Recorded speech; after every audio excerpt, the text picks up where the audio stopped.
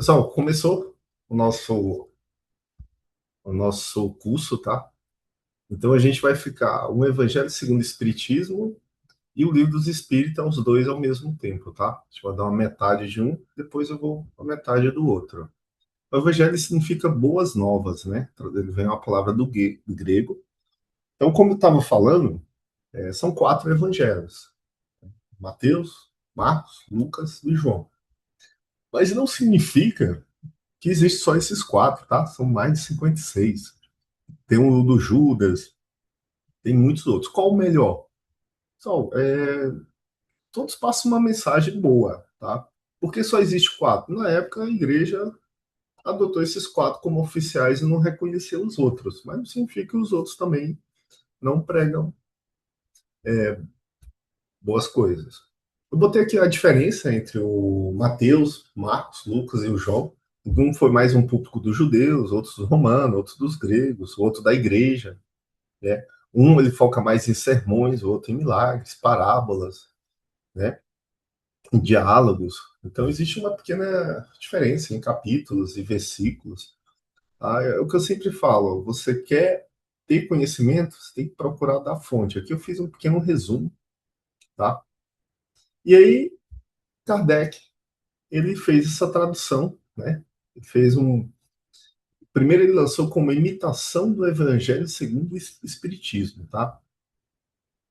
Aí ele tinha um amigo dele que fez algumas observações e falou, ele mudou para Evangelho segundo o Espiritismo, tá? Que eu também concordo, né? Eu acho bem melhor essa palavra. Então, como é que Kardec se preparou para escrever, né, o Evangelho segundo o Espiritismo? Ele não realizou uma nova tradução, né? Ele pegou a versão francesa, ele não foi lá da fonte. Ele ignorou a ordem cronológica, né? Ele agrupou as máximas segundo a sua natureza e indicou a numeração dos capítulos e versículos de cada trecho citado, né? O que Kardec focou, pessoal, que é o que a gente vai focar nesse curso? Quando ele escreveu o Evangelho segundo o Espiritismo, tá? Ele não focou nos atos comuns da vida do Cristo, ele não focou nos milagres, nas profecias, né? As palavras que serviam para o estabelecimento dos dogmas da igreja, ele focou no ensino moral, né? Jesus falava por parábolas. Então é como se fosse contasse uma história. Na época, a evolução das pessoas era muito baixa, né? Ainda continuamos, né? Mas melhoramos bastante. Então ele focou no ensino moral, tá? E é bem interessante que as filosofias orientais elas focam também muito no ensino moral. O que é esse ensino moral? É nós sermos pessoas boas, né? O que seria pessoas boas? A gente evoluir como ser humano, né? Tratar melhor as pessoas, né? Ter uma vida mais regrada, né? Isso é um ensino moral. A gente vai ver algumas parábolas por isso, né? Então, como é que Jesus ensinava? Parábolas. Ele contava uma pequena narrativa, né? Que usa alegorias para transmitir uma lição moral.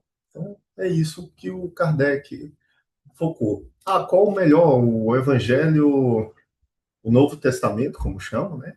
O Evangelho segundo o Espiritismo. Todos são muito bons, todos passam excelentes ensinamentos, tá? Nenhum é melhor do que o outro. A diferença é que o Kardec ele focou no ensino moral, que é o que o kardecismo prega hoje, a evolução do ensino moral, né? Como é que a gente evolui? Nós, seres humanos, nós temos muita coisa dentro nossa que ainda está em estado de evolução. Nós temos a mentira, o egoísmo, né, a ganância, a inveja, o ódio. Aí, se você escutar isso, falar, ah, mas eu não tenho ódio. A gente não tem ódio das pessoas que fazem bem para a gente, né? Mas quando uma pessoa faz mal para a gente tem um ódio, né? A gente é muito difícil nós chegarmos, levar um tapa na cara e dar a outra face, né? Isso vem do ódio, o orgulho. Então é isso que o Kardec prega e é isso que nós vamos focar, a nossa evolução moral. Para que a gente tem que evoluir moralmente, tá? Para crescer espiritualmente, né?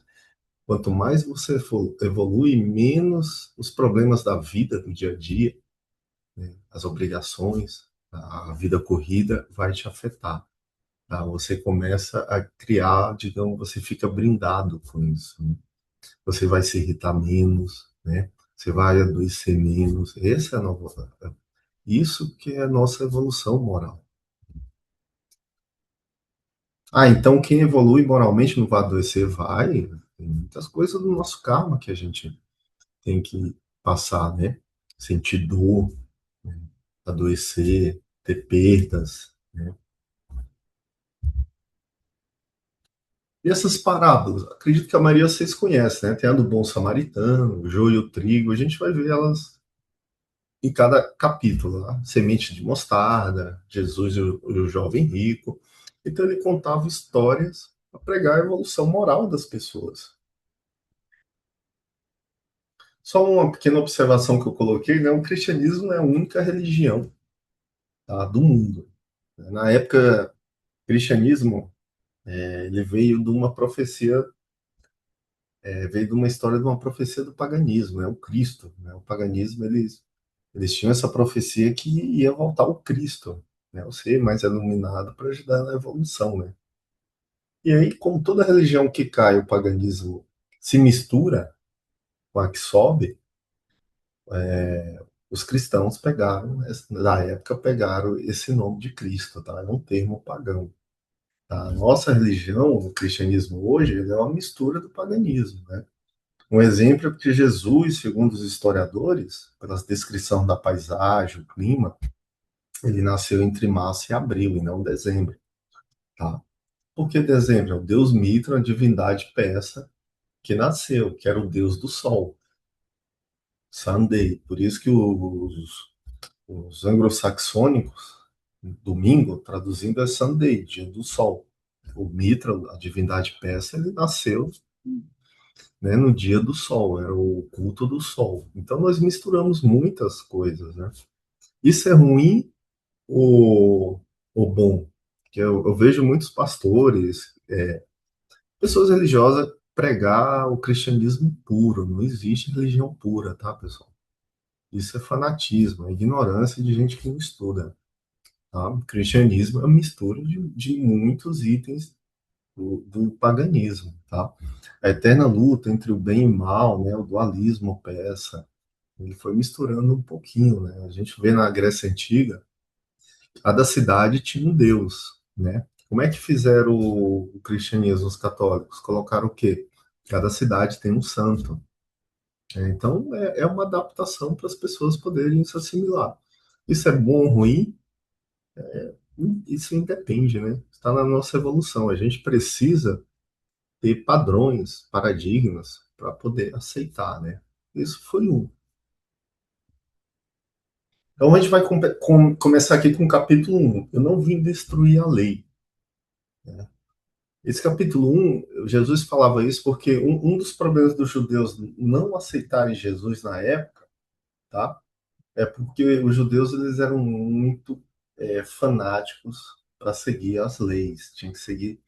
Então, por exemplo, tinha o dia do descanso deles e o médico não podia salvar alguém que ia morrer porque era o dia do descanso. E Jesus fazia os milagres no sábado, que era o dia do descanso, ajudava as pessoas no sábado, trabalhava no sábado, e isso irritava muito os judeus. E aí os judeus falavam: esse cara veio para destruir a lei. Na verdade, Jesus ele veio para mostrar que a lei pode ser flexível, né? É muito importante a gente ter um dia de descanso da semana, mas se teu irmão está morrendo, você não pode pegar teu irmão e levar para o hospital e o médico não pode cuidar dele. Então era isso que ele fazia. Isso foi um dos grandes motivos, penso eu, que os judeus não aceitavam Jesus, né?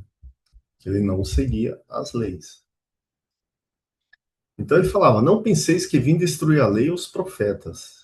Eu não vim destruí-los, mas dar-lhes cumprimento, porque eu vos digo em verdade que o céu e a terra não passarão antes que tudo que está na lei não seja cumprido, até um único J e um só ponto. Então ele veio, né, para evoluir essa lei.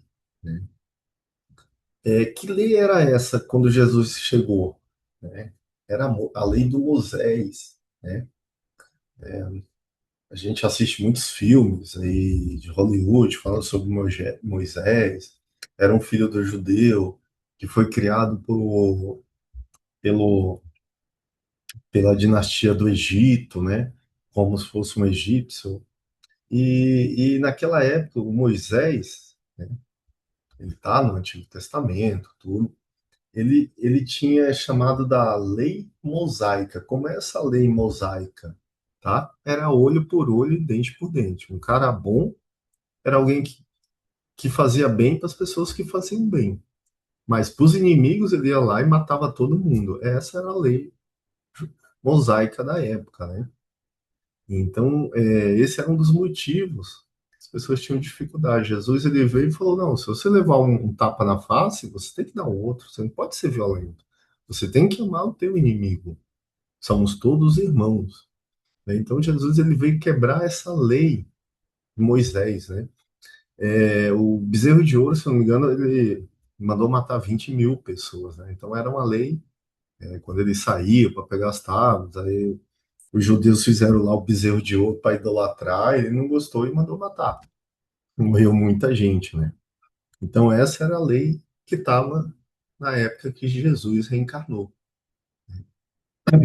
Então Jesus destruiu esse sistema. Ele falava que o homem bom ele tem que ser bom para o amigo e para o inimigo, porque é muito fácil você amar alguém. E quando você ama alguém, você ajudar aquela pessoa que você ama. Agora, ajudar uma pessoa que você não conhece, ou ajudar uma pessoa que você odeia, tá? É muito difícil. Jesus veio pregar isso, né? Já tem mais de 2000 anos e até hoje a gente tem dificuldade. Imagina aquela época que a lei mandava matar mesmo. Algumas coisas aqui que eu botei para refletir um pouco, sabe?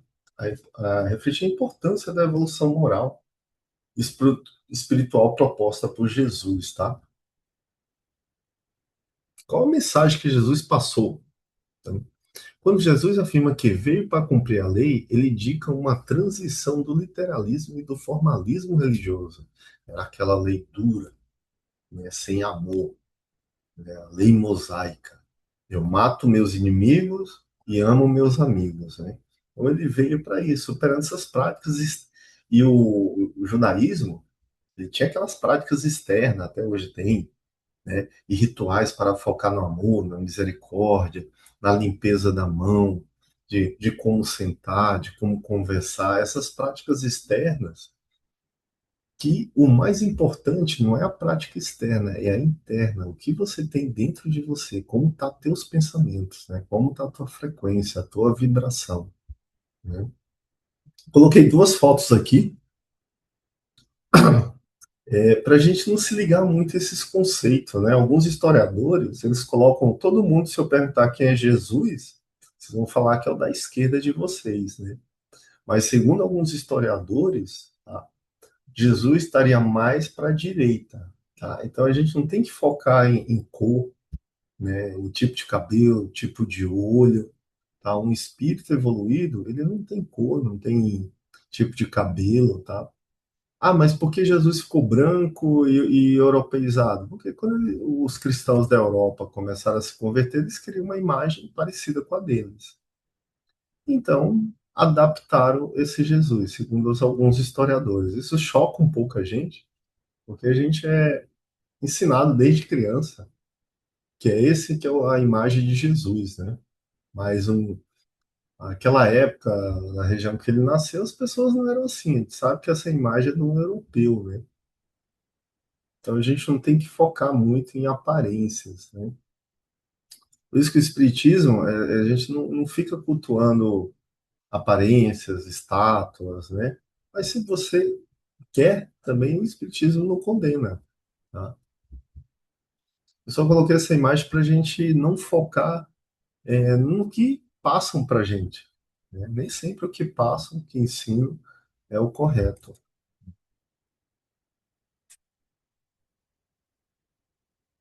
Falar um pouquinho sobre o capítulo 2.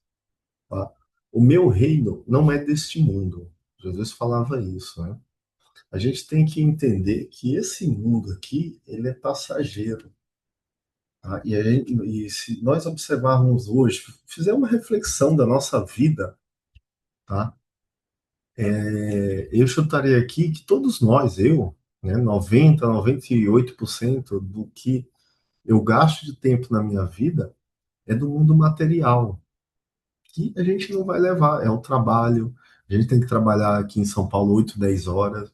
É para ficar rico? Não. Nós temos esse padrão de trabalhar muito, né?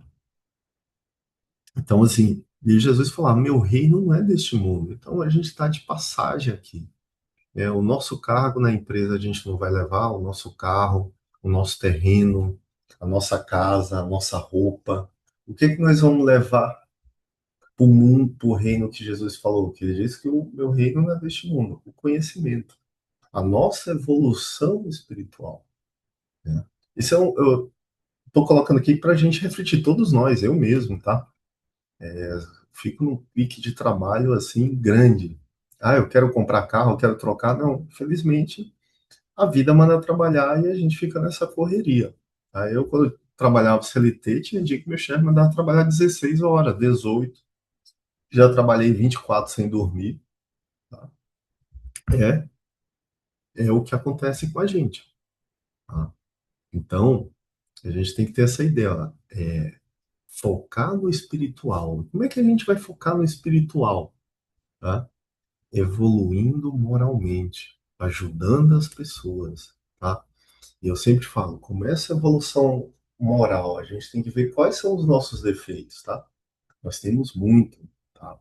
Nós temos a inveja, o ódio, o rancor, o orgulho, a preguiça, a indisciplina, e a gente tem que melhorar esses defeitos, né? E ir podando. Ah, eu vou conseguir tudo hoje? Eu vou dormir amanhã, eu estou perfeito? Não, é um processo que leva milhões de vidas, né? Milhões de anos. A gente tem que ter essa consciência, tá? E se preparar para o reino, o nosso reino verdadeiro, né? Essa matéria, ela é ilusão. A madeira que você bate, o metal que você bate, ele não vai durar a vida toda, tá? Então a gente tem que compreender essa essência, né? E refletir sobre as implicações morais e espirituais que nós temos.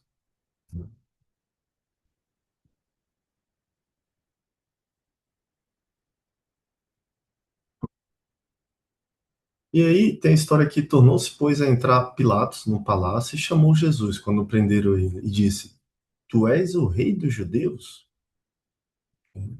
E Jesus respondeu: O meu reino não é deste mundo. Se o meu reino fosse desse mundo, certo, os meus ministros haviam de pelejar para que eu não fosse entregue aos judeus. Mas por agora o meu reino não é daqui, falou para Pilatos, né? Foi quem bateu o martelo na condenação de Jesus por pressão dos judeus, né? Os judeus perseguiam Jesus porque ele não era tão, ele não seguia, digamos, as leis fanáticas dele, né? De no sábado não podia ajudar um irmão. E também os judeus esperavam Jesus, hoje seria como uma pessoa extremamente rica, poderosa, como Donald Trump, né? O líder de uma grande nação rica, com muito poder, com jatinho, carro, para fazer muitas guerras e botar o reino de Jerusalém no topo do mundo. Era isso que eles queriam. E quando veio um filho do carpinteiro, né, de origem humilde, eles não aceitavam, né? Eles queriam o Donald Trump. Hoje, traduzindo, seria isso. Era outro motivo que os judeus não aceitavam Jesus. Ele queria uma pessoa para seguir que fizesse guerra, que roubasse terra, que matasse pessoas, né? Logo, tu és reis. Respondeu Jesus: Tu dizes que eu sou rei, e eu não nasci, nem vim a este mundo senão para dar o testamento da verdade. Todo aquele que dá a verdade ouve a minha voz. Ele falou: Meu reino não é deste mundo. E o que caracteriza o reino de Deus? Como ele se diferencia dos reinos terrenos, né? É evolução moral, a gente se depurar, ser um ser humano melhor, menos raiva, menos orgulho, menos preguiça, mais disciplina, mais ajudar as pessoas. Tá? Esse é o reino dos céus. É dessa forma que a gente chega perto de Jesus. Então, o reino de Deus é o amor, é a paz, a justiça, a humildade, fraternidade. Uma vez eu li num livro bem interessante, não foi uma pergunta do Kardec, no Evangelho segundo o Espiritismo, desculpa, o livro dos Espíritas.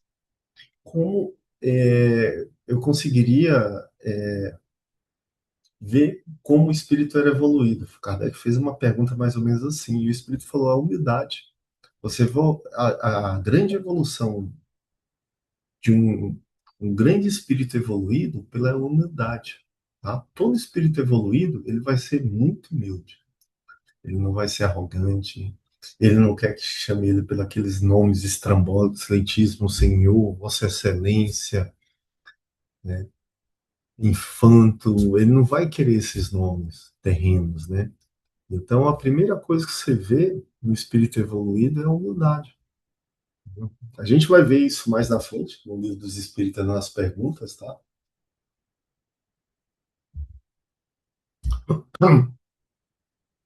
Então, viver no mundo sem ser do mundo, né? É um debate. Quais são os desafios de viver os valores do reino de Deus em um mundo que frequentemente valoriza princípios opostos? Quais os nossos desafios, né? Eu vejo, trabalhei muitos anos com obra e eu via muitos amigos meus falando: para pegar obra eu tenho que dar propina, né? E isso é um reino. Esses são nossos valores, né? Será se só cresce quem dá propina, quem paga suborno, superfaturamento, compra fiscal? Então, na minha área, eu olhava muito. Eu trabalhei mais de 10 anos com obra, né? Vi amigos meus que trabalhavam em empresa que contavam histórias que levavam malas de dinheiro para assinadores, né? Será se é só isso que cresce? Será se eu não for correto, eu não vou crescer? Tá? Aí eu me lembro muito de um ditado onde eu morava, na Irlanda, que eles falavam assim: easy come, easy go. O que vem fácil, vai fácil. É a minha opinião. Eu acho que se você faz isso, você vai chegar mais rápido ao topo. Mas é como na Irlanda fala: o que vem fácil, vai fácil. Assim como você vai chegar mais rápido ao topo, você vai cair mais rápido no poço. Tá? Existe uma forma de você manter esses valores, né? Ser uma pessoa correta, coerente, né? Então, essa é a minha opinião. Eu queria que vocês discutissem quando forem dormir com vocês mesmos, pensando, né? Fazendo uma introspecção, esses valores, né? Eu lembro quando era criança, o padre falava: vamos para o reino de Deus, temos que ter valores. E eu ficava pensando: que valores era aquilo, né? Temos que seguir o reino de Deus. E eu falava: como é que eu tenho que seguir isso? Eu devia ter 7, 8 anos, né? Hoje eu entendi, né, a nossa evolução espiritual. Só quanto mais você evolui, mais você fica um espírito, digamos, limpo. E quanto mais limpo você tá, mais você consegue sentir a energia do- de luz dos espíritos de luz. Tá? E aí, quando você sente menos, não significa que você não vai ter problemas nessa vida. Essa vida foi feita de problemas. Nós evoluímos. Mas você vai sentir menos. Como sentir menos? Eles vão te afetar menos. Quanto mais você evolui, menos os problemas mundanos vão te afetar. Tá? Todos nós que estamos aqui, nós temos problemas mundanos. Nós temos perdas de parentes, parentes doentes, problemas financeiros, problemas que perderam o emprego, né? Preocupações de violência, preocupações de assalto, a gente tem preocupações de não conseguir o que está buscando. Todos nós temos esses problemas, mas quanto mais você evolui, você vai lidar com eles mais facilmente, eles vão te abater menos. Tá?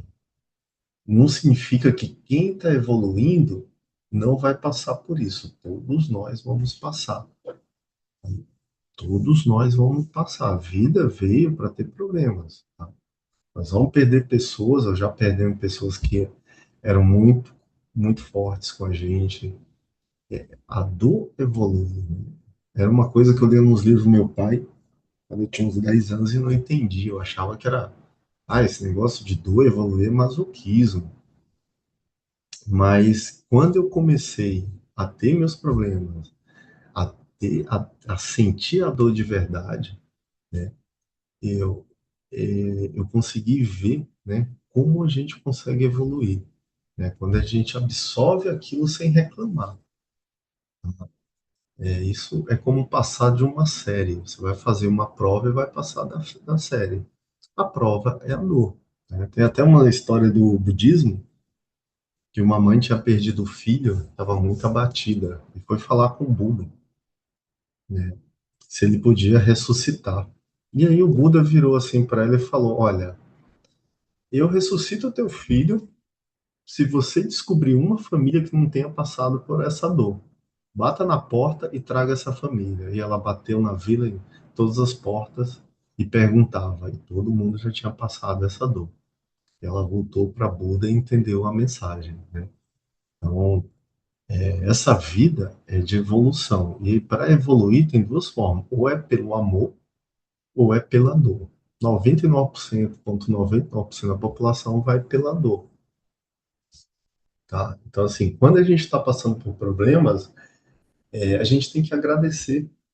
Parece um pouco masoquista, mas a gente tem que agradecer a oportunidade de estar sentindo essa dor, tá? Agradecer ao Pai, né, que a gente está evoluindo e ver, encarar isso de uma forma sem reclamar, né? Que tudo nessa vida passa, tudo, né? A gente tem muitos problemas de cobrança numa sociedade que tudo é para ontem, né? E às vezes a gente é cobrado muito pela família, pela sociedade, a gente sente, abala emocionalmente, né? A gente tem nossos problemas financeiros, nossos atrasos de conta, mas tudo é uma forma de evoluir, tá? E quanto menos isso te impactar, tá, mais perto de sair você vai ficar. Então vamos encerrar essa aula, tá?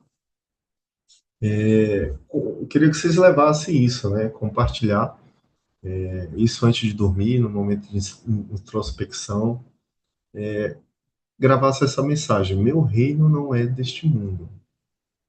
O que que eu estou fazendo para ir para outro reino?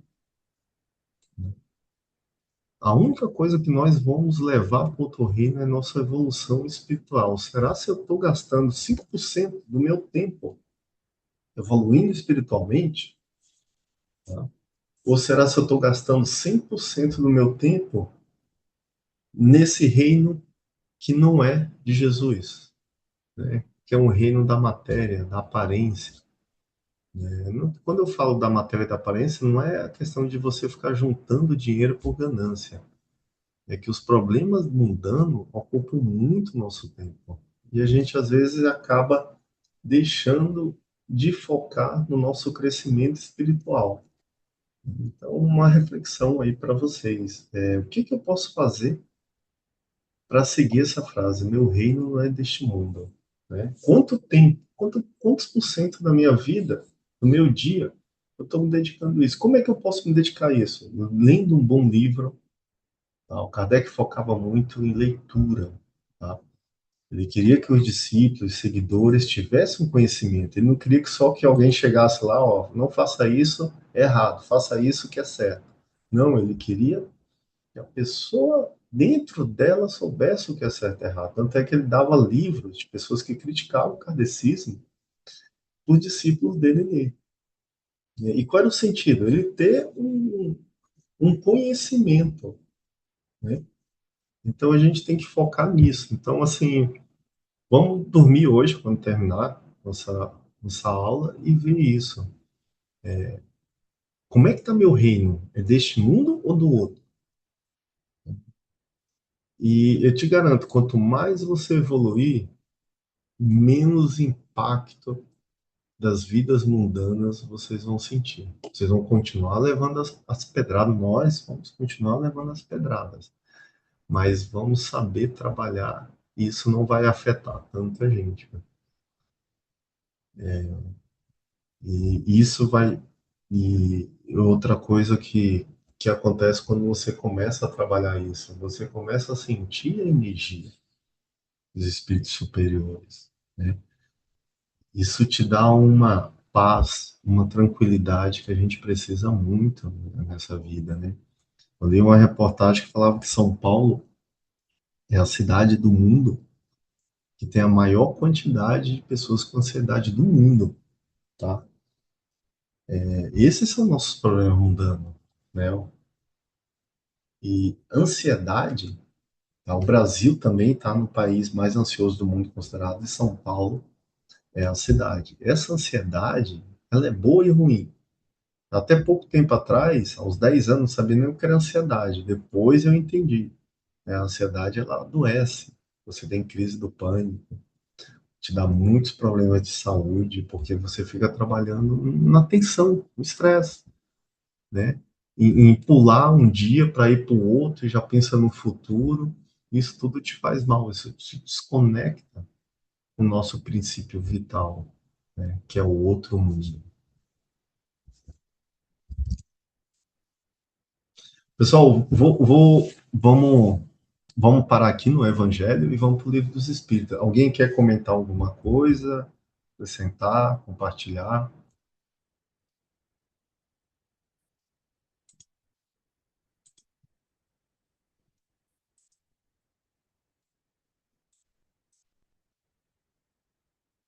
Ficou bem explicado, viu, Juliano? Obrigado. Oi? Ficou bem explicado. A gente vive num mundo corrido, né, Daniel? A gente É, tem. Eu sempre falo que São Paulo parece que tem 5 horas. Você acorda e quando olha já deu 10 horas da noite e tem mil coisas para fazer e não fez nem metade, né? muitas vezes a gente correu atrás, não é nem do mais importante para a gente. Né? E às vezes a gente se abala. Vou contar uma história aqui que eu acho bem interessante, que eu aprendi algumas coisas na prática.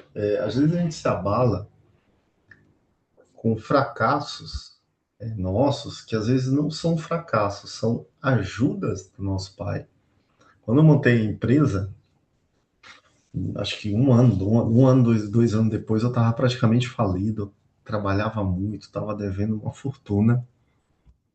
E aí eu fiz um orçamento muito grande de uma obra do metrô. E eu fechei essa obra. E essa obra ia pagar todas as minhas dívidas, ia alavancar a empresa, né? E aí tinha um cara que era até um gringo, chamou para entrevista, né? Era só para assinar o contrato. E aí o cara era bem bruto, assim, ele virou assim, eu não conheço tua empresa. A empresa é pequena, isso aqui é obra grande. Não vou fechar com você, não. Vou fechar com o segundo colocado. E aquilo me abalou tanto. Eu fiquei uns 4 dias sem trabalhar e falei, vou desistir. Estou falido, vou procurar emprego. E fiquei aquilo uns 4, 5 dias, não atendia telefone, ficava deitado. Aí falei, não, vou voltar a trabalhar. E voltei. E logo depois consegui um negócio bem melhor do que esse, né? Aí a coisa andou, tudo, paguei todas as contas.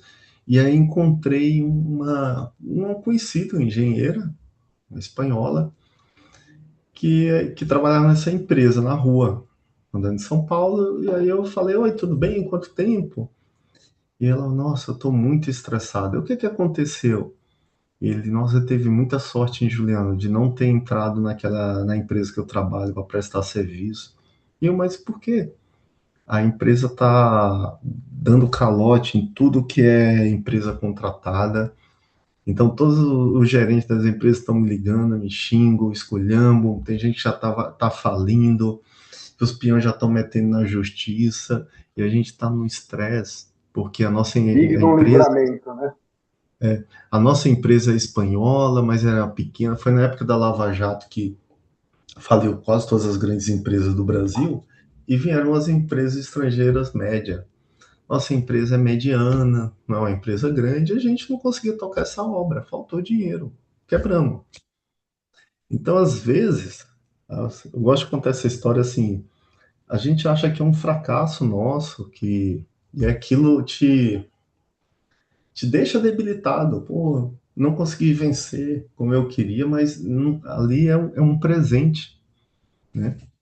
Então, aquele cara ter criticado minha empresa na época, que era pequena e não ia fechar comigo, apesar do meu orçamento ter dado mais baixo, um pouco mais baixo do que o segundo, estava muito parecido, ele me deu um presente. Então, assim, a gente tem que encarar que nem sempre uma derrota, né, um objetivo que você não alcançou, não é uma derrota. Às vezes é um presente da vida, né?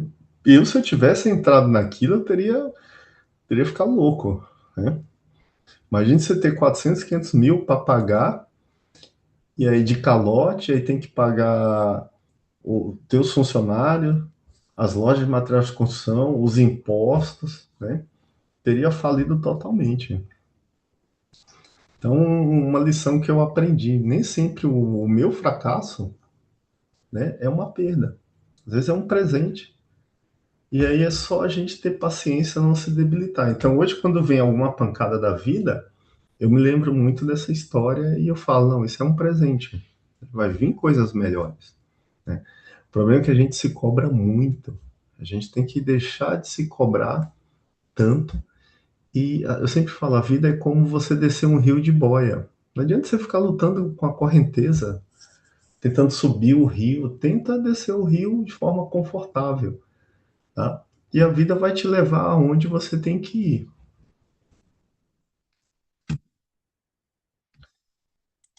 Vou colocar agora o capítulo 1 do Livro dos Espíritas.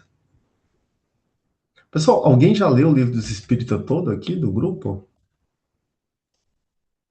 Eu tô indo, acho que para terceira ou não, quarta vez. Nossa, legal. Você Estou gostou tô mesmo, fazendo hein? uns estudos semanais. Estou fazendo uns Legal. estudos semanais de cada título e estou com ele do lado ali, tirando dúvida. Legal, parabéns, cara. O Livro dos Espíritas, ele não é um livro assim tão fácil de ler. Quando eu falo fácil, você não vai conseguir ler em um dia. Eu recomendo que você leia assim, como o Daniel está fazendo. Lê um capítulo.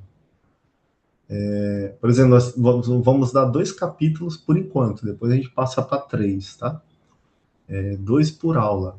Aí vocês vão ter a outra aula daqui 15 dias. Então, nesses 15 dias, tenta ler esses 2 capítulos, lê um, tá? Fica uma semana para ler um e uma semana para ler o outro, tá?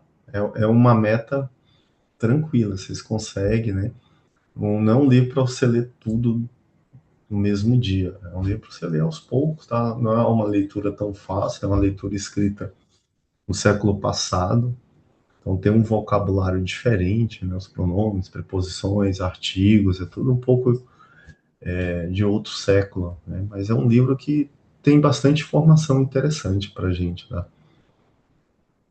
Vamos começar Então, hoje, vamos ler o capítulo 1 e 2. Pode falar, então a Daniel. gente a gente leria o capítulo 3 e 4, então? Não, Seria. o 1 e o Ah, 2, aí daqui 15 ah, dias a gente vai estudar o 3 e 4, aí vocês leem em casa o 3 e 4. Tipo hoje, abre. Eu li isso uma reportagem, achei muito interessante. Começa sempre com metas baixas. Se você começa com metas altas, você não bate.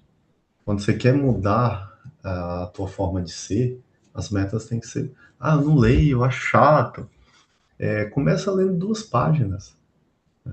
Você vai ver que depois que você bateu 2, você vai querer 5. Mas se você começa já, eu quero ler 50 por dia, você não vai conseguir. Aí você vai ler duas e vai ficar decepcionado. Mas se você, ou cinco, mas se você botar a meta como dois e ler cinco, você fica mais motivado, né? Foi feita pesquisa sobre isso em grandes centros de universidade, e eles chegaram para você começar uma mudança de um reaprender, né? Que a gente muitas vezes tem que desaprender para reaprender. E isso leva tempo, né? E aí você tem que começar com metas baixas, né? A probabilidade de você ter êxito é muito maior do que você começar com metas altas. Então, toda mudança de hábito que eu tento fazer, eu boto metas baixas. E aí eu vou subindo. Ah, mas eu não gosto de ler. Pessoal, hoje, eu sempre falo, a informação tá muito disponível. Ah, não gosto de ler? Tem no YouTube, tá? Tem YouTube lá falando sobre o capítulo um, capítulo 2, né? Tem audiobook. Ah, eu gosto de ver. Tem hoje vídeos explicando, né, de uma forma, uma linguagem mais acessível. Então, assim, a gente hoje tem muita informação. Antigamente era só o livro, hoje não. Tem o áudio, o livro, o vídeo. Então, assim, não é Você, mais desculpa para não estudar. Pode falar, Daniel. daquele, aqueles vídeo, book, audiobook, né, que tem, você consegue acessar bem fácil. E a pessoa que tiver alguma dificuldade, ela pode anotar o capítulo que ela tem dificuldade para entender e usar até a inteligência artificial, entendeu? Você chega lá, você fala, olha, eu estou estudando tal capítulo, né, do livro tal, entendeu? E ele consegue te ajudar ali em resumos, sabe, em fazer links, entendeu? Então, tá bem fácil para estudar hoje em dia, fazer pesquisa. Tá muito fácil. Não tem mais desculpa de não fazer porque não tem hábito de leitura. Você pode pôr áudio, você pode pôr vídeo, tem muitos vídeos interessantes, não? Então, assim, as informações estão aí. Basta o quê? Ter disciplina, eliminar a preguiça, né? Começar a evolução espiritual. Que evolução espiritual? A gente eliminar nossos defeitos, a preguiça, protelar. Ah, não, amanhã eu faço, amanhã eu faço, amanhã eu faço. Quanto mais você conhece, mais você muda. O conhecimento, ele vai mudando você. Mais você aprende, você vai mudando, né? Como pessoa, como ser humano. Então, o conhecimento é a única coisa que nós vamos levar. O conhecimento e a experiência desse mundo para o outro, né? Então, a gente tem que focar nessa experiência que a gente vai conseguir levar. Eu compartilhei aqui com vocês, vocês estão olhando aqui, né? O capítulo um do Livro dos Espíritas, né? Sim. Sim. Inclusive o vídeo, alguns vídeos, algumas aulas nossas, eu vou colocar vídeo. O vídeo é muito bom, é mais interativo, as pessoas aprendem mais, né? Então eu vou fazer alguns vídeos, tudo, para colocar aqui. Acho muito boa trabalhar com vídeo, né? O audiovisual, a gente grava mais com isso. Então, o primeiro capítulo do Livro dos Espíritos é de Deus, né? Ele apresenta uma visão geral sobre a existência e a natureza de Deus, a criação do universo, a relação entre o Criador e as criaturas, né? O que é Deus? O que é Deus para você? Muitas pessoas acham que Deus é um velhinho branco, barbudo, cabelo branco, né? Vingativo, se for o de Moisés. Não faça isso que eu vou te mandar para o inferno para sempre. Não faça isso que eu vou te punir. Até hoje a gente tem essa concepção do Deus vingativo, que pune, que tem raiva, né? Essa é a visão que passavam para a gente, né? Não faça isso que é pecado e você vai ser condenado ao fogo do inferno, né? Deus, ele é a inteligência suprema. Isso aqui é a resposta que o Kardec fez à pergunta, né? Que é Deus. E o espírito E o espírito respondeu: Deus é a inteligência suprema, causa primária de todas as coisas, é a origem de tudo. Que se deve pensar da opinião dos que atribuem a formação primária, a existência do nosso mundo, a uma combinação de sorte, ao acaso, né? Fez essa pergunta aqui. E o espírito respondeu: absurdo. Que homem de bom senso pode considerar o acaso um ser inteligente e demais o que é o acaso? Nada. Né? Então, assim, muitas pessoas falam, né? Ah, o universo surgiu ao acaso, ele veio de uma inteligência. Né? E ele até coloca o nada, né? Na filosofia oriental, o nada é que deu origem a tudo, né? O silêncio é onde tem energia, o vácuo é onde tem a concentração de energia, né?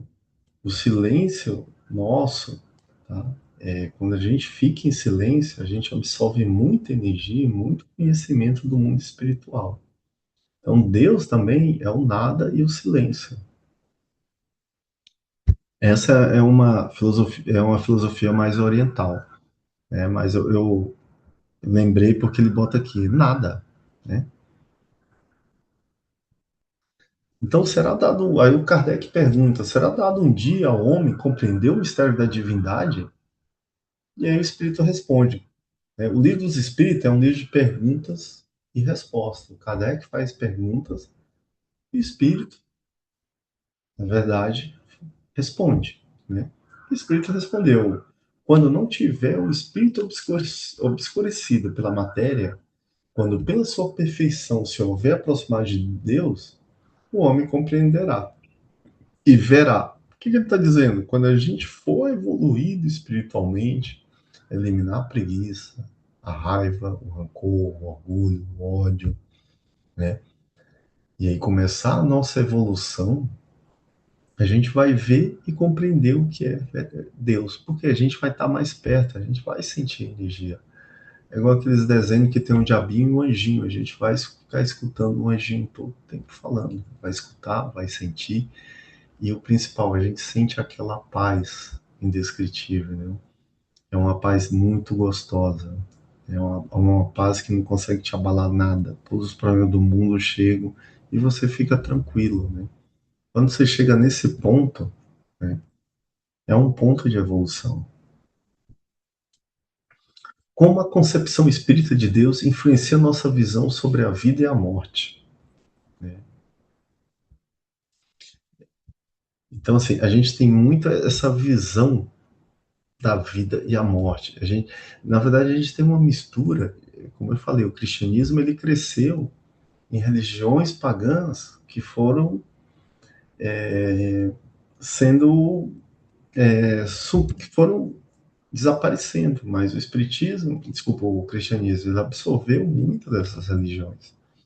Então a gente tem muito essa questão do Deus vingativo, do Deus punitivo, a energia que criou, tá? Eu considero Deus como um pai para um filho. Quando você tem um filho, aquele amor é muito grande.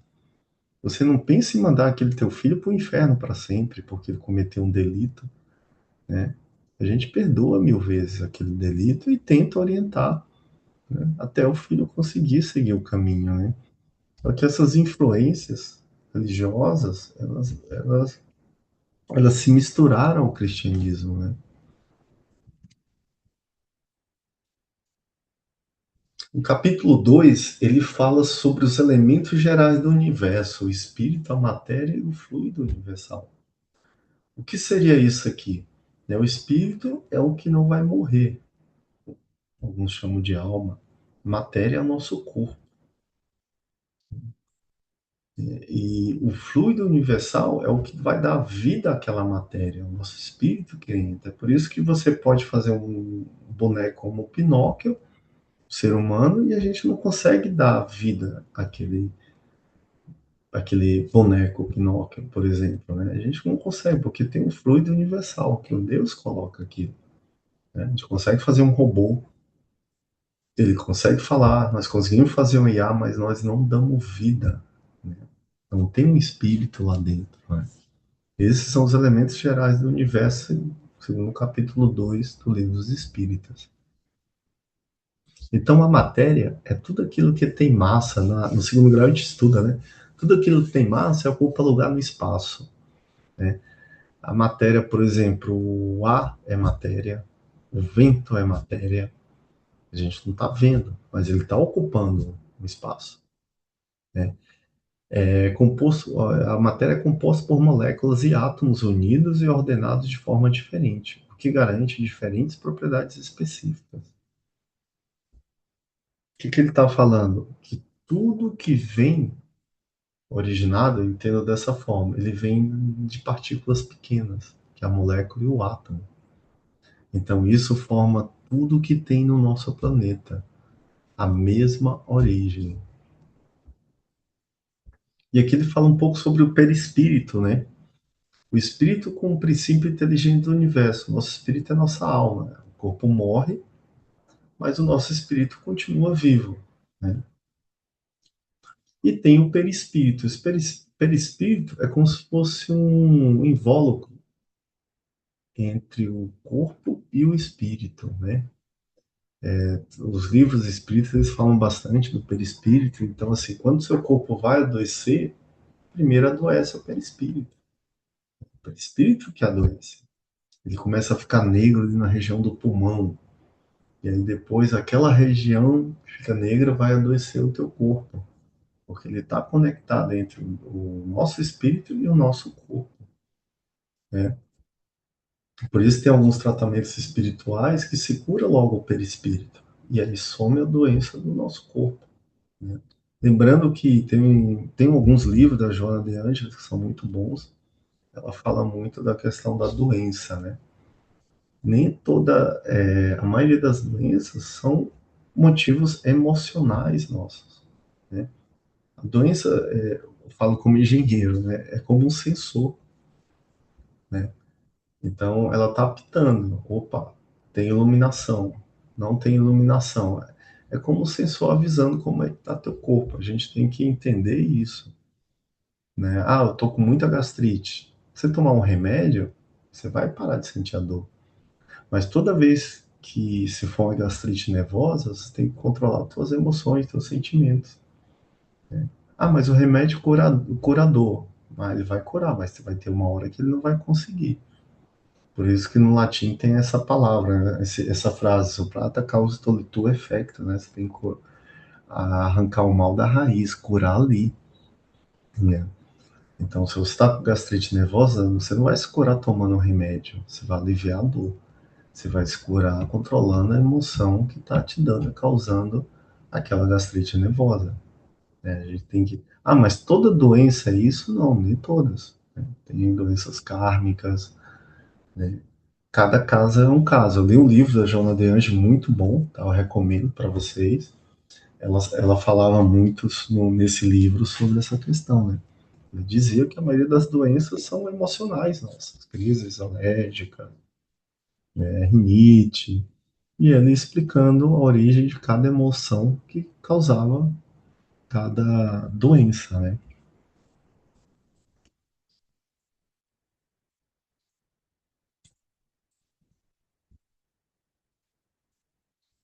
Penetrar o homem um dia o mistério das coisas que estão ocultas, né? O Kardec perguntou isso. A gente vai descobrir tudo, todos os segredos do universo, como Deus criou, o que é Deus, né?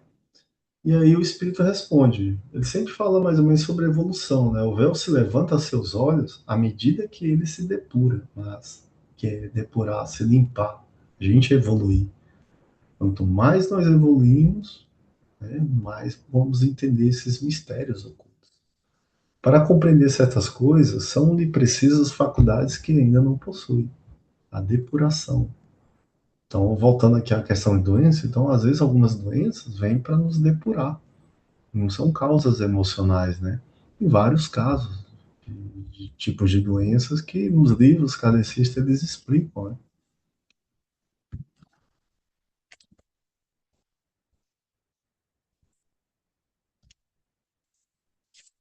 Espírito e matéria são distintos, mas a união dos dois intelectualiza a matéria, né? Então, o espírito independe da matéria. Ele fez essa pergunta: o espírito independe da matéria ou é apenas uma propriedade desta, como as cores, o som da luz, o som e o ar? O Kardec, como é um cientista, ele tinha bastante interesse em entender, né, essas perguntas, digamos, dos mistérios ocultos do universo, né? São distintas uma da outra, mas a união do espírito e da matéria é necessária para intelectualizar a matéria. Então, espírito e matéria são diferentes, mas com essa união nós conseguimos intelectualizar a matéria, o nosso corpo. O mundo como criamos é um processo do nosso pensamento. Isso aqui é uma frase do Einstein que eu gosto bastante. O mundo como o criamos é um processo do nosso pensamento. Não pode ser mudado sem mudar o nosso pensamento. Então, às vezes, assim, eu sempre falo, o que nós somos hoje, o que nós estamos na nossa posição hoje, se está muito boa, nossos problemas, as nossas dificuldades, fomos nós que criamos ontem. Se a gente quer mudar essa posição, a gente tem que mudar ela hoje com o pensamento. O que nós estamos pensando hoje vai ser realizado amanhã. Então, eu coloquei essa frase aqui que eu achei interessante porque o Einstein, ele não era um religioso, era um cientista, um físico, né? E ele entendia disso. O mundo como o criamos é um processo do nosso pensamento. Não pode ser mudado sem mudar o nosso pensamento. Então, resumindo, se você quer mudar alguma coisa na tua vida, você tem que mudar o teu pensamento, tá? É o teu pensamento, a mudança do teu pensamento que vai tirar dessa situação, né? Pode ser conceber o espírito se a matéria e a matéria são espírito? A pergunta que Kardec fez. Pode, fora de dúvida, pelo pensamento, tá? Então, o livro dos Espíritos, ele fala a questão do pensamento. E aqui eu botei eu dei uma paginada dessa frase aqui, dessa resposta, mas pode estar aí uma coisa que a gente consegue entender mais fácil, né? Mas o que ele falou aqui pode ser, fora de dúvida, pelo pensamento, né? Então, a gente tem a capacidade de criar, né? Muitas situações que nós estamos passando hoje foram nós que criamos com o nosso pensamento, tá? A gente, o kardecista, nós kardecistas, a gente sempre foca no karma. Pô, tô passando isso aqui por causa do karma. Nem sempre, pessoal, é o karma. Nós criamos a nossa realidade também, né? Então, você quer mudar alguma coisa, a primeira coisa que você tem que mudar é o teu pensamento, tá? É uma coisa que tem que ser trabalhada, né? Eu li um pouquinho sobre isso e é bem interessante porque, assim, para você criar, você tem que pensar e sentir. Tá? Eu sempre falo, tem que ter os dois, o pensamento e sentir. Tá? Se você não sentir que vai dar certo, que tá dando certo, que tá mudando, as coisas não mudam. Você tem que fechar o olho e imaginar aquela emoção, sentir tudo aquilo para criar o teu futuro. Então a gente tem que ter muito cuidado com nossos pensamentos, tá? E a gente pensa muito, né? Muito mesmo. Esses dias eu vi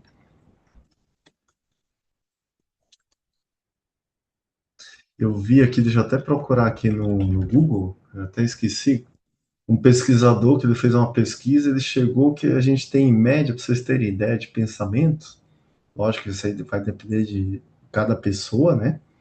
Mas a gente tem uma média de 50 a 70 pensamentos por minuto. Se a gente começar a se policiar, vocês vão ver como a gente pensa. Então, dependendo da pessoa, a gente tem de 6.200 a 70.000 pensamentos por dia. Olha um tanto de coisa que a gente tem que policiar. É muita coisa. Então, muita da nossa realidade que nós estamos passando hoje é um desses 70.000 pensamentos que nós focamos, né? Nós acreditamos. E como é isso? Esse pensamento é bem interessante. Eu tinha uma ex, ela foi assaltada 5 vezes. Quebrava o vidro do carro e levava bolsa, celular aqui em São Paulo. E ela juntou dinheiro e comprou um carro blindado. Ela botou a blindagem máxima, né? Tinha tiro, tudo que você imaginar lá, que ela escapava. E o que que aconteceu? Ela parou de sentir medo, parou de ter o pensamento medo quando parava no semáforo. E aí um dia ela me falando, olha, agora ele sabe que o carro tá blindado, ninguém me assalta. Eu falei, olha, bandido, não sabe que teu carro é blindado, eu mesmo sei. Né? O que aconteceu é que você parou o pensamento do medo. E ele foi embora, desapareceu, não é o carro blindado dela. Uma vez eu fui dar uma palestra no interior de São Paulo, e aí eu conheci um agrônomo lá, ele falou que aí ele estava me mostrando, olha, aquela fazenda lá, eu fui lá um dia, e aí um amigo meu falou, ó, cara, cuidado com cobra.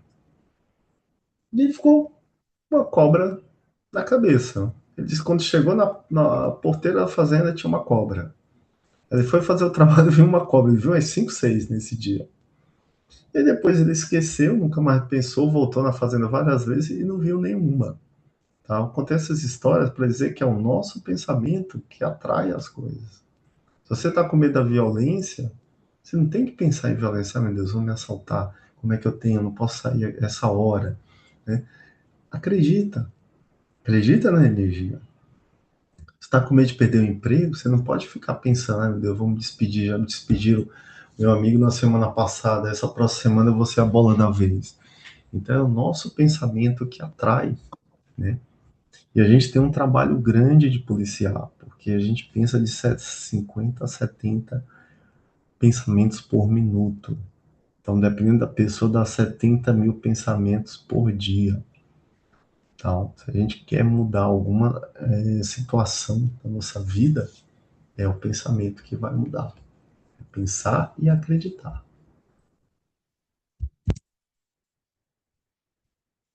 Quando você diz ou pensa em felicidade, suas células também pensam como você, devido aos neuropeptídeos semelhantes, né? Aquilo que você vê e aquilo que você imagina é interessante, ele não tem diferença para o cérebro. O cérebro, ele não entende o que você está imaginando e o que você está vendo. Para o cérebro, os dois são reais. Fizeram pesquisa de jogadores de basquete e botaram alguns eletrodos tal para monitorar os pensamentos, né?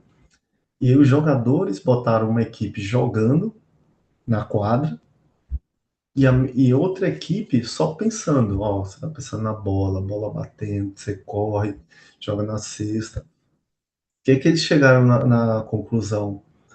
O, quem tá parado pensando jogando basquete e quem tá correndo jogando basquete, o cérebro movimenta os mesmos setores. Significa o quê? Que o cérebro não sabe reconhecer que aquele que tá parado, ele tá só imaginando. O cérebro que está parado está imaginando e o que está correndo, ou desculpa, o que está parado está real e o que está correndo está real. O cérebro não sabe diferenciar a imaginação do real. E fizeram várias pesquisas. Eu falei numa palestra ano passado, né, que é até de músculos de desenvolvimento, né? Pegaram equipes para fazer essas pesquisas e aí botavam para ele imaginar treinando bíceps, né? E tinha aumento de massa. O fato de você imaginar pegando peso, fazendo bíceps, tríceps, ficavam lá 20, 30 minutos, né? O corpo se modificava, tá? Isso eu não estou falando de pesquisas de religiosos, pesquisas de faculdades, renomeadas, conhecidas, tá? Então, assim, o fato de você sentar na cadeira, ficar imaginando, tá fazendo exercício físico, fica 30 minutos, o teu corpo começa a modificar, porque o cérebro não entende. Ele não sabe que você está imaginando pegando um peso. Ele acha que você está pegando o peso. Né? Olha só como isso é fundamental para nós podermos mudar o nosso estilo de vida. O que tu pensas é o que vai acontecer com você. Ah, eu estou muito cansado, trabalhei muito, não aguento mais essa vida. Você vai ficar o dia todo cansado. Você está jogando a energia do cansaço, né? Então, o pensamento, ele é a nossa realidade. A gente tem que ter muito cuidado com isso. Tá? Eu sempre passo duas atividades na hora de dormir. E essa é a segunda atividade, né? A primeira é pensar no meu reino é deste mundo, que é que quantos por cento eu estou trabalhando no outro mundo e quanto estou trabalhando nesse. E a outra atividade é como é que tá meus pensamentos? Eu estou controlando eles? Esses 70 mil pensamentos por dia, eu estou passando uma peneira? Eu estou deixando o pensamento do medo passar, da ansiedade, né, da ilusão, do desgosto? Eu estou deixando esses pensamentos passar, do cansaço, eu estou muito cansado, estou muito cansado. Eu conheço uma pessoa que ela não faz nada, mas quando eu sento para conversar com ela, ela fala, estou muito cansada, estou muito cansada. Né? E aquele corpo dela já sente o cansaço. Ela é casada com uma pessoa que é 20 anos mais velha do que ela. E quando ela foi casar, a família dela não queria. Falou assim: você vai casar com esse velho, ele é 20 anos mais velho que você vai cuidar do velho. Na época eles não eram velhos, né? Existia uma diferença de 20 anos. Por pura curiosidade hoje, a pessoa que ela falou que ela ia cuidar é a que cuida dela.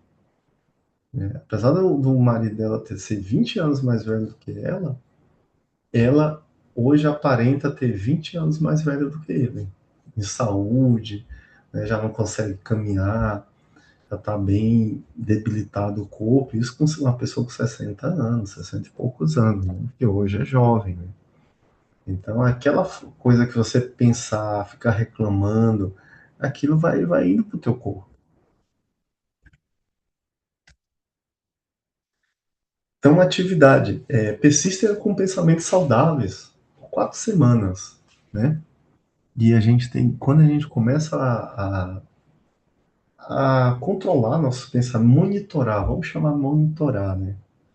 A gente vê que a gente tem pensamento de ódio, de vingança, de orgulho, mágoa, soberba, preguiça, de protelar as coisas, né? Então a gente tem que fazer uma faxina desses pensamentos. Então, dois elementos gerais do universo, a matéria e o espírito.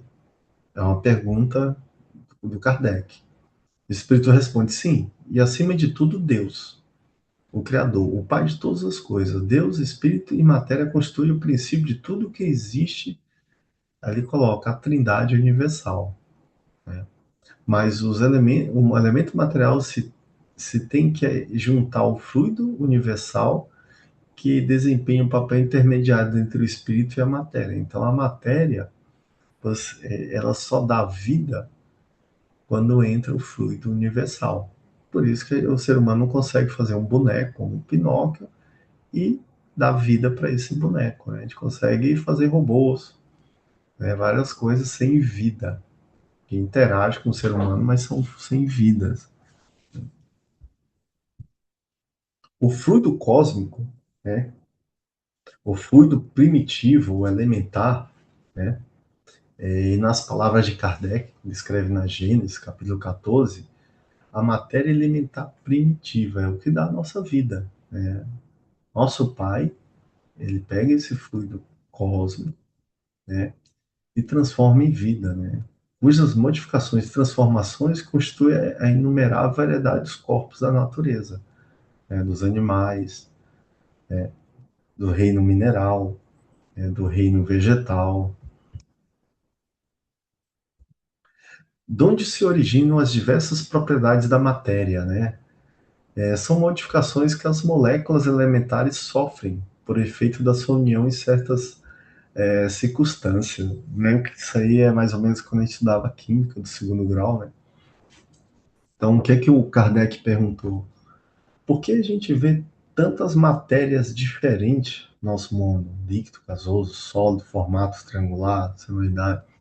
E ele fala são a combinação das moléculas, né? Mais ou menos o que acontece com a água. Se você observar, quando você aquece a água a uma temperatura X, Tudo que você aquece, ela se dilata. A água, ela não se dilata. Quando chega na temperatura X, ela se contrai. E aí depois você continua aquecendo que ela vai se dilatar. É a posição das moléculas, né? A formação, como elas estão se juntando. É como aqui, mais ou menos. Tem um branco, o vermelho, o azul. O vácuo absoluto existe em alguma parte no espaço universal? E aí o espírito responde: não, não há o vácuo. O que te parece vazio está ocupado por matéria, que te escapa aos sentidos e aos instrumentos. Com a física quântica, a evolução, aí os grandes cientistas Bohr, que contribuíram bastante para o estudo do átomo, né? A gente sabe hoje que o que está vazio, a gente estuda lá os prótons, nêutrons, elétrons, né? A energia está onde está o vazio. Tá? Aí tem até a comparação do tamanho do átomo do seu núcleo, é como uma bola, um campo gigante, né? Porque é o vazio que tem a energia.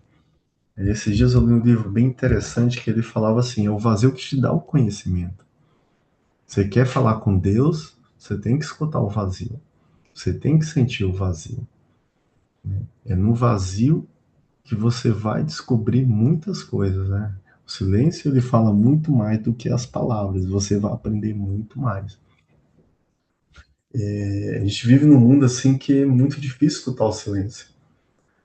Você chega em casa à noite, aí tem o horário de pico do delivery, moto pra lá, carro pra cá, barulho, televisão, som, vizinho gritando, vizinho fazendo festa. Mas a gente precisa escutar o silêncio, né? O silêncio é como o nosso mestre. Ele tem muitas coisas para passar. Tá? Quanto mais você vai escutar o silêncio, mais calma você vai sentir, mais preparo para essa vida mundana de correria, de obstáculos, de dores, nós vamos ter. Então, o vazio e o silêncio eles são muito importantes para a nossa evolução. Então, isso aqui foi feito no século XIX, né? E aí, logo depois, no século XX, foi mais ou menos o que o espírito respondeu, né? A gente sabe hoje, estudando átomos, prótons, nêutrons, elétrons, né? Que é no vazio que está a energia. Ele bota aqui, o vazio está ocupado por matéria que te escapa ao sentido do instrumento, que hoje os físicos chamam de a energia. Pessoal, vou parar por aqui, tá? Alguém quer comentar alguma coisa? Dá um tempo para vocês descansarem, eu sei que a vida é corrida, terminar um pouquinho mais cedo. Tá? Alguém quer comentar alguma coisa?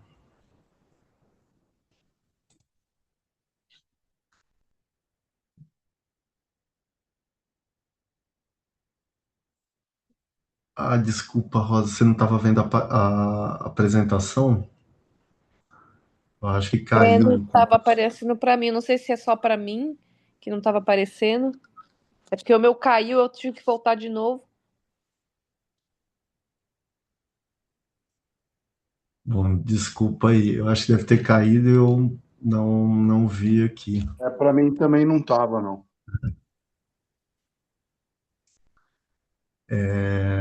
Desculpa aí.